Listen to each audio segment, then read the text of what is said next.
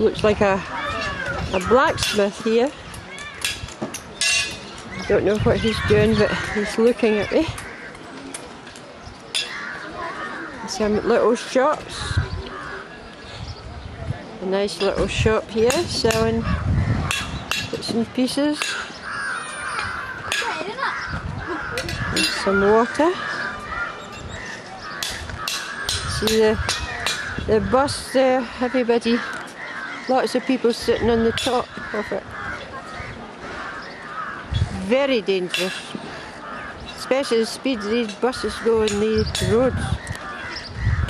Chaotic. Now we'll have a look at these shops down here. So, it's just the local people selling their wares here. Having a look. That's it. I don't think there's a Marks and Spencer's here, a C&A, but I suppose these people are used to this sort of thing. There's a lady making up some food here.